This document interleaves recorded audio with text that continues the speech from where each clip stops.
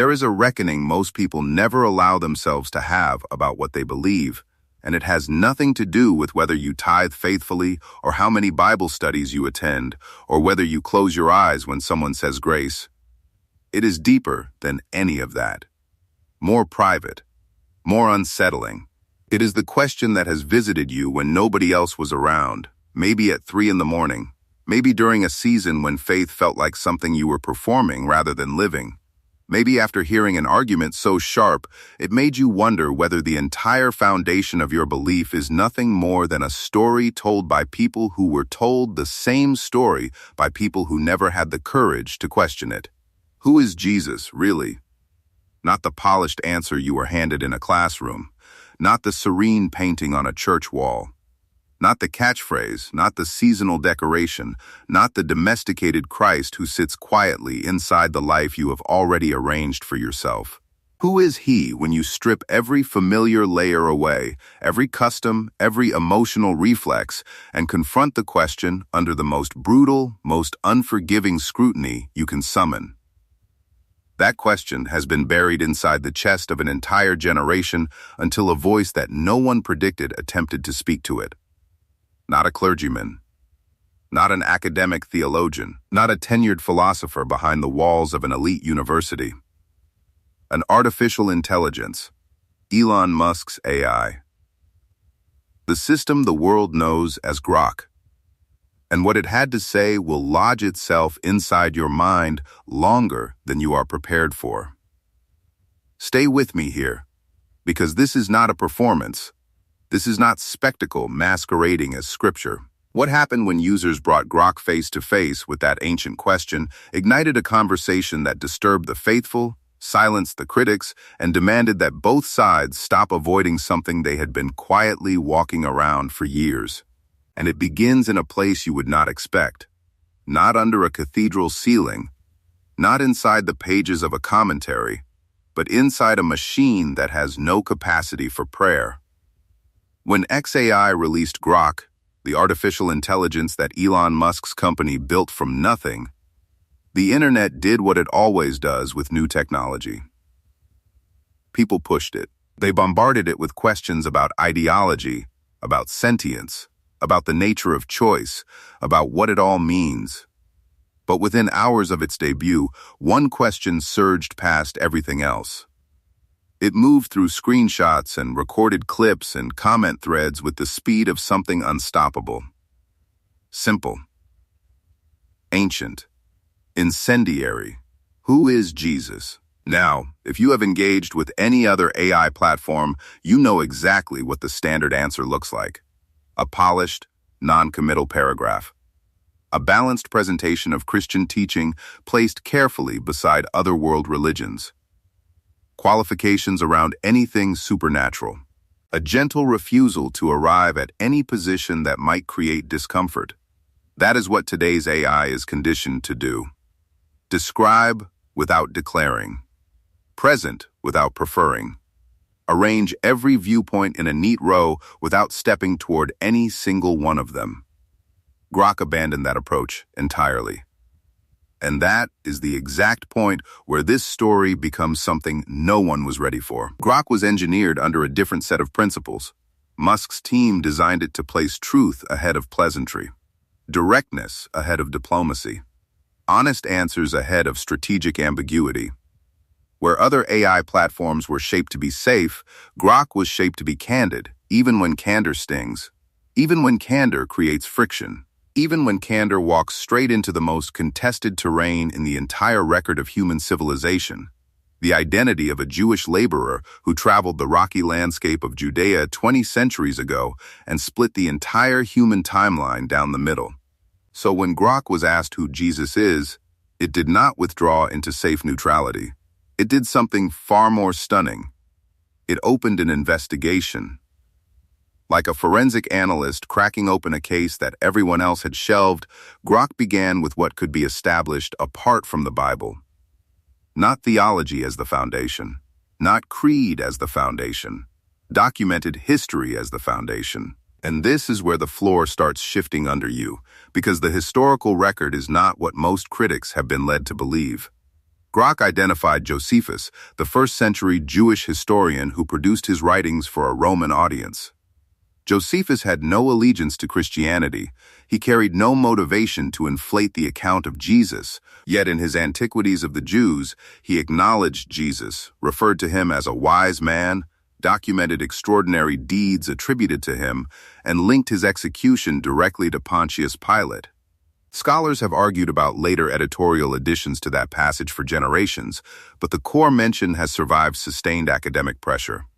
Then there was Tacitus, the Roman historian, who noted in his annals the existence of followers called Christians who traced their name to Christus, a figure who had been put to the most extreme form of punishment under Pontius Pilate during the administration of Emperor Tiberius. Tacitus had no interest in promoting the Christian movement. He was a Roman chronicler setting down the record of events. And the death of Christ was embedded in that record like iron driven into oak. And Pliny the Younger, a Roman governor overseeing a distant province, drafted a letter to Emperor Trajan describing the behavior of early Christians under his authority. He observed that they met together to sing praise to Christ as to a god, not as a fallen teacher, not as a philosopher worth remembering, as a god. Within just decades of the crucifixion, in the bureaucratic correspondence of Roman provincial governance, Jesus was already being worshipped as divine. Step back and consider what Grok was actually doing. It was not making a sermon. It was not insisting that anyone swallow miracles on command. It was laying out what the historical record, the secular, non-Christian historical record, actually says. And what it says is this: Jesus was a real figure in history. He amassed followers. He was executed under a specific Roman official in a known territory during a documented imperial reign. And after his death, a movement erupted with such ferocity that even the hostile powers of Rome could not look the other way. The death of Jesus is not suspended in some mythological haze. It is anchored to the documented machinery of first-century government. Pilate's very name was uncovered engraved on a stone block at Caesarea, excavated by archaeologists, verifying his actual position of authority in Judea. The man who passed sentence on Jesus was not a fictional character placed inside a religious narrative. He was a real official whose name outlasted him in carved stone. But Grok did not end with sources outside the faith. It turned its attention to the documents composing the New Testament itself, and it assessed them not as holy writ, because a machine is not equipped to treat anything as holy, but as pieces of ancient historical evidence. And what it found dismantled assumptions that many people hold without ever having subjected them to scrutiny. The earliest compositions in the New Testament are the letters authored by Paul. These are placed by mainstream scholars within 20 to 25 years of the death of Jesus. The Gospel accounts themselves were almost certainly written within 40 to 70 years of the crucifixion. Now that point is critically important, and here is why. Those time spans indicate that while these documents were in active circulation, people who had personally been present during the described events were still living.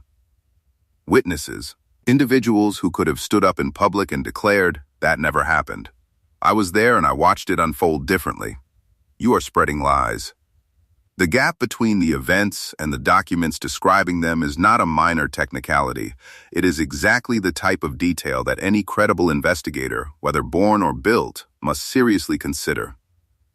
And then there is the weight of the manuscript tradition. The New Testament is backed by more than 5,800 Greek manuscripts, plus thousands of additional copies preserved in other languages. The oldest fragments are dated to within decades of the original texts. Place that beside Homer's Iliad, one of the most celebrated literary achievements of the ancient world, whose earliest surviving complete manuscripts arrive over 400 years after it was originally composed. Grok was transparent that the survival of manuscripts does not verify miracles. But it does demonstrate that the New Testament is the most exhaustively documented ancient work in all of human history. That is not a confession of faith. That is a statement of textual scholarship. If you have stayed with me this far, I need you to observe something. Observe that we have not yet mentioned miracles. We have not yet touched the resurrection. We are still firmly within the territory of what can be examined, compared, and evaluated by any sincere intellect, human or artificial. And already the weight of evidence is greater than most people will ever take the trouble to discover. But then Grok took another step forward. And this is where the conversation became something people could not keep to themselves. It confronted the resurrection, not as a matter of religious conviction, as a challenge of statistical probability. The AI compiled the available evidence bearing on the resurrection claim and set about analyzing the variables. The empty tomb, the instantaneous, wholesale transformation of the disciples from paralyzed runaways into public witnesses prepared to sacrifice their lives for what they testified. The rapid, explosive expansion of the Christian faith in the precise city and region where the events were supposed to have taken place, where any adversary could have displayed a body, revealed a burial location, or contradicted the entire narrative. The determination of those first witnesses to endure brutality, imprisonment, and death before they would retract what they said they had seen. Grok applied a method resembling Bayesian reasoning. It measured the likelihood that all of these elements could simultaneously exist if no resurrection had ever occurred. It considered the alternative theories, coordinated conspiracy, shared hallucination, a stolen corpse, deliberate fiction, and tested every single one against the full body of evidence. The figure it arrived at was staggering. It placed the probability of every one of these factors occurring in combination without an actual resurrection having taken place at approximately 1 in 20 billion. Now, I owe you the same honesty that I think this story demands. That figure became the single most shared, most contested, most inflammatory element of everything Grok produced, and it ought to be held with appropriate care, because critics brought forward legitimate objections. Supernatural events resist tidy probability modeling. Ancient evidence cannot be fed cleanly into mathematical formulas. The assumptions baked into any model shape the conclusions that come out. These are real objections, and no honest account of this story pretends they do not exist. But here is what Grok's analysis exposed, and this is something that reaches down to a level far beneath any number. The objections raised against the resurrection are not ultimately grounded in evidence. They are grounded in prior philosophical positions. If you have made up your mind in advance that resurrections simply cannot occur, then no mountain of evidence will cause you to reconsider. The probability will remain permanently at 0 inside your system, not because the data dictates that conclusion, but because your starting axiom forbids every alternative. But if you leave open even the door, not certainty, not blind acceptance, merely the door that a resurrection could conceivably happen, the historical evidence renders it a more probable explanation than anything else on the table. That distinction matters far more than any numerical result. It is the divide between a person who seeks and a person who has already closed the case. And Grok did not stop there. It investigated something it described as the prophetic probability matrix. The Hebrew scriptures, penned centuries before the arrival of Jesus, hold more than 300 passages traditionally associated with the promised Messiah. Specific, detailed passages, not shapeless spiritual musings. Micah named the Messiah's association with Bethlehem. Isaiah sketched the image of a suffering servant, wounded on behalf of the transgressions of others. The Psalms described pierced hands and feet, wording that evokes the act of crucifixion centuries before crucifixion existed as a widespread Roman practice. Grok estimated the likelihood of one individual fulfilling a mere 8 of those ancient prophecies purely by coincidence.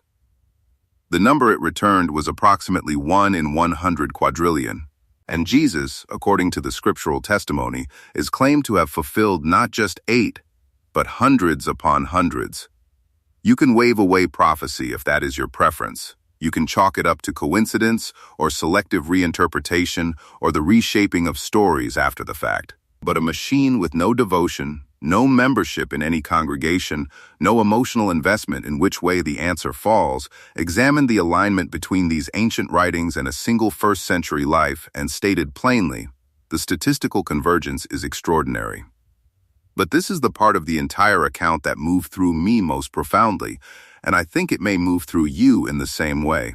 Because Grok did not end with history and mathematics. It ventured into ground that most AI systems are specifically engineered to leave untouched. It ventured into the domain of meaning.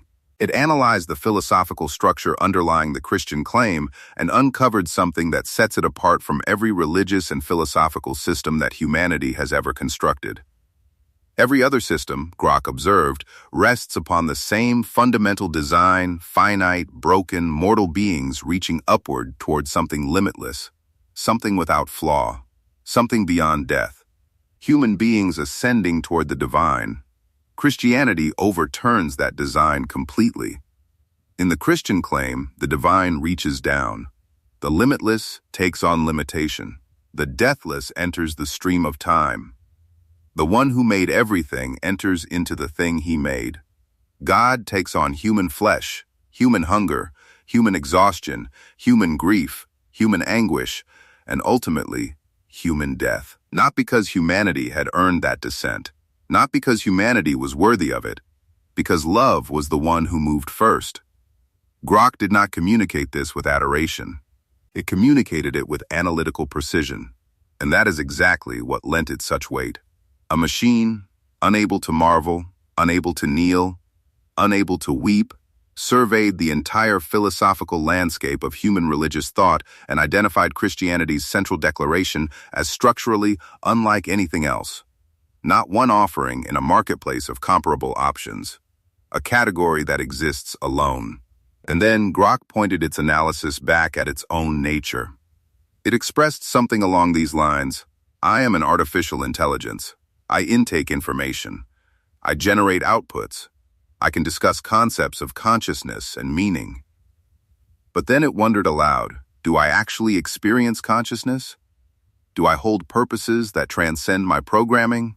And right there, the question about Jesus transformed into a question about the nature of every person listening.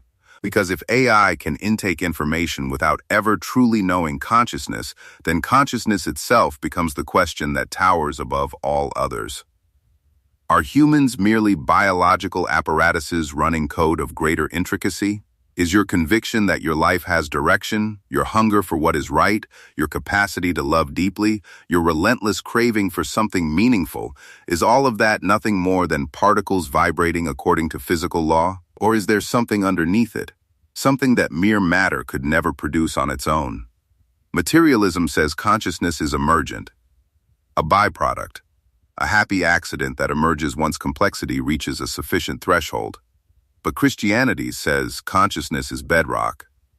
You are not a happy accident that acquired the strange ability to wonder about its own existence. You are formed in the image of a God who is himself conscious, deliberate, loving, and just.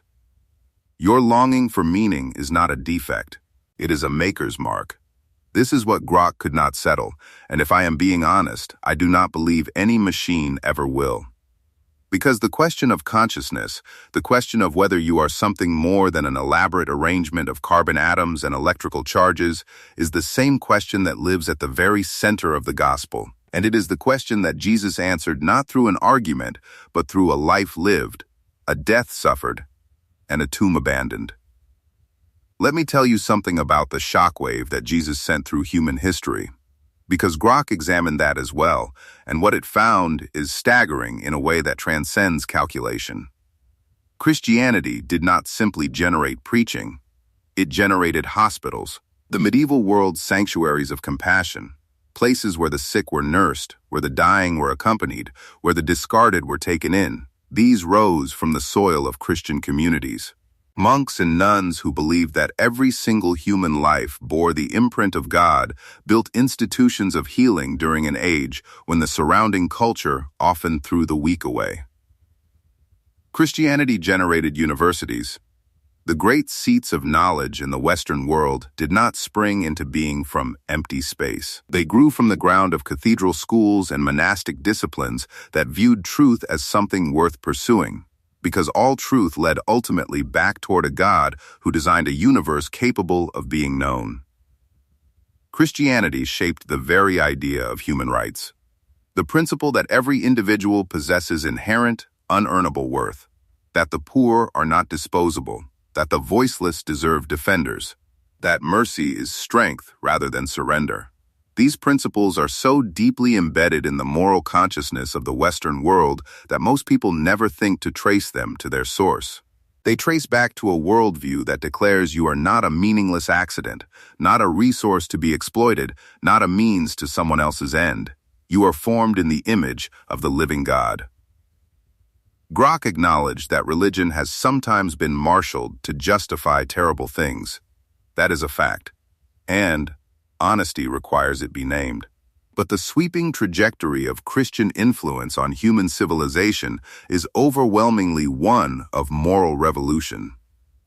Power exercised through service. Devotion given to the least of these. The breathtaking claim that the last shall be first and the first shall be last. And here is what will not leave me alone about this whole story. What keeps turning over and over in my chest each time I return to it. Grok did not embrace Christianity. It is incapable of doing so. It possesses no soul. It has no ability to worship. It cannot repent, and it cannot be made whole through redemption. But it treated the Christian faith as something worthy of genuine investigation. It examined the historical documents with exacting rigor. It evaluated the eyewitness testimony. It measured the manuscript tradition.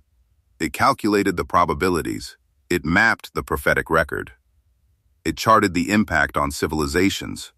It explored the philosophical singularity of the incarnation. And when all of that examination was complete, the most advanced truth seeking artificial intelligence on the face of the earth did not sweep the Christian faith aside as myth, as legend, as the wishful thinking of fragile minds, or as intellectual surrender.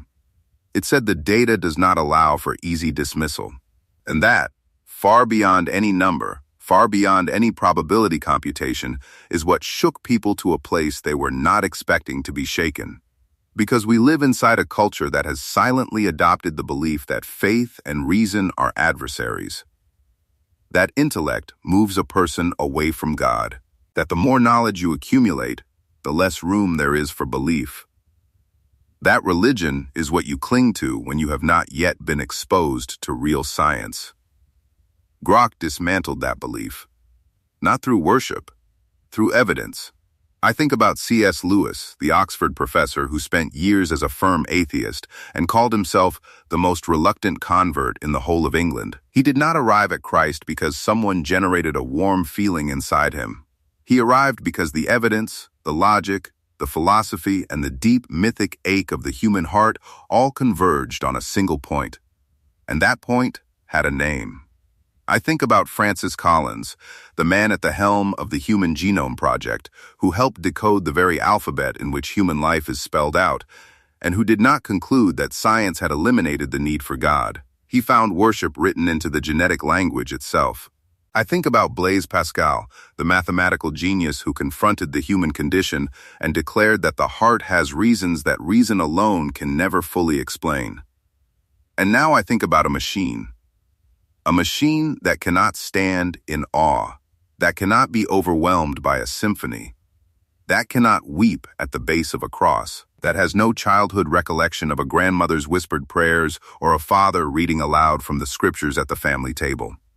A machine that has absolutely no reason to favor Christianity over any other claim made by any other worldview. And that machine, when given the freedom to chase the evidence wherever it pointed, landed in a place that made both unbelievers and believers squirm. Because unbelievers expected it to confirm what they already thought, and some believers expected it to keep its distance from the sacred, leaving God in the territory of feeling where he cannot be examined under a microscope. But Grok refused to do either. It did what an honest investigator does. It followed the trail wherever it went, and the trail led to a destination that no one can simply shrug away. If something has been stirring inside you as you have listened to this, I want to ask you to do one thing, not for my benefit, not for any channel or platform. For your own sake, share this with someone who is in the middle of a wrestling match with doubt. Someone who has decided that faith and intellect are opposites. Someone who walked away from the church because they were told that questions are the enemy of belief. Because this story demonstrates that questions do not destroy faith. The questions lead you directly into its very core. If this Christ is who he claimed to be, he can withstand every inquiry, every algorithm, every calculation, and every fragment of doubt you bring to his feet. Subscribe so you do not miss what comes next, because we are not even close to finished exploring what happens when truth-seeking intelligence meets the most profound claim ever made. Here is what I want to leave you with as we close. It is not a number. It is not a probability. It is not a reference pulled from the ancient world. It is something quieter, and I believe, far more dangerous. 2,000 years ago, a man was executed on a Roman cross outside the walls of Jerusalem. His followers scattered in every direction. His movement should have perished. Every sociological model, every political precedent, every historical pattern says it should have been finished right there. One more failed messianic claimant ground into the dirt by the relentless engine of empire. But it was not finished. Something happened in the days that followed that execution that transformed cowards into martyrs, scattered fishermen into men who reshaped the world, and a shameful device of death into the single, most recognized symbol on the face of the earth. Something happened that produced written testimony within a generation, communal worship within a decade, and a moral revolution that remade civilization and is still remaking it now. And now, in our own time, a machine built to pursue truth without flinching was asked to look squarely at that something. It could not bow its head in prayer. It could not sense the movement of the Holy Spirit. It could not fall to its knees in surrender. All it could do was compute, cross-reference, and reason. And it could not make that something go away. Paul wrote to the Corinthians and declared it without decoration, "If Christ has not been raised, then our preaching is worthless, and your faith is worthless too." Christianity does not take refuge behind ambiguous spirituality. It stakes the entirety of its existence on a historical event. A body that was there and then was not there. A tomb that was occupied and then was vacant. A handful of terrified men who suddenly had a message so real to them that they chose death over silence. The real question was never whether AI could prove that God exists. The real question is why you are still hesitating. Because Grok surveyed the evidence and could not dismiss it. And Grok carries no heart, no longing, no terror in the face of death, no hunger for something that lasts. It possesses none of the qualities that make the question of Jesus the most searingly personal question any human being will ever face. But you do. You carry a heart that has been whispering that question when the room goes dark. You carry a mind that has been told not to look too closely at what it might find. You carry a soul that already knows the emptiness inside you was shaped precisely like an answer you have been afraid to let in. The machine could not worship. But it pointed, with every tool at its command, in a direction you already feel pulling at you from the inside. And that pull did not originate inside an algorithm.